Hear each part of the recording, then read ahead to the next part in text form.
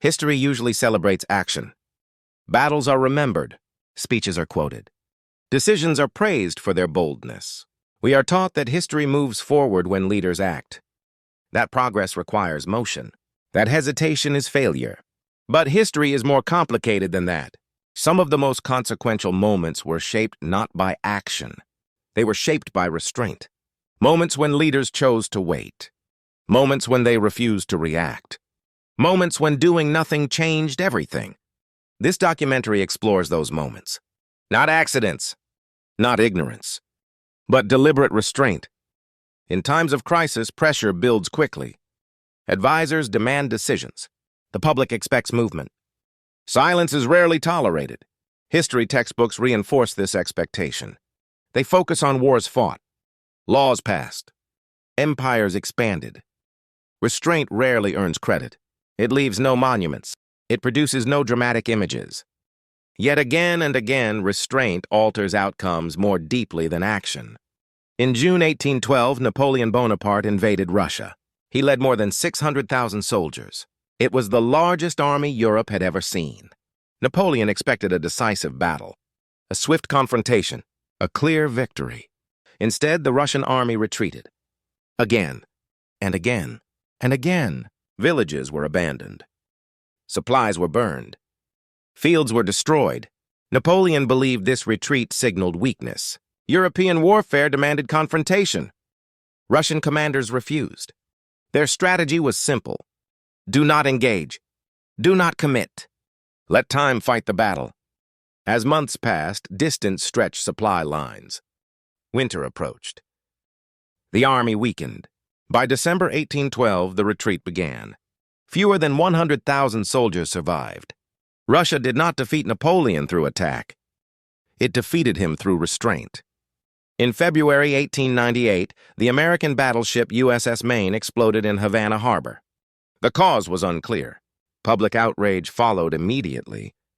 Newspapers demanded war. Politicians demanded retaliation. The pressure to act was overwhelming. Spain was blamed. Spain was provoked. Spain was expected to respond. It did not. Spain delayed. Spain avoided escalation.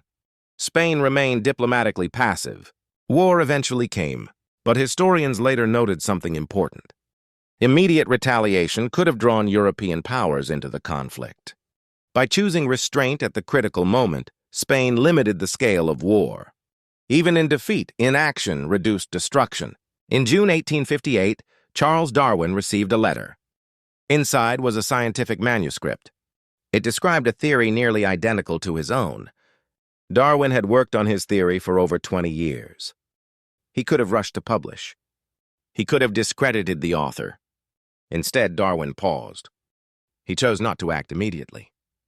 The paper was presented jointly in July 1858. 1 year later, Darwin published On the Origin of Species. By choosing restraint, Darwin preserved credibility and changed the future of science. In October 1962, American surveillance discovered Soviet missiles in Cuba. Nuclear war suddenly became a possibility. The world held its breath. Military advisors urged immediate airstrikes. Some demanded invasion. The pressure to act was intense. The president chose delay. No attack was ordered. No missiles were launched. Instead, a naval blockade was established. Communication channels remained open. Time was allowed to work. For 13 days, restraint replaced force. When the crisis ended, nuclear war had been avoided. Later records revealed how close the world had come to disaster. Peace was preserved through inaction. In November 1989, crowds gathered at the Berlin Wall.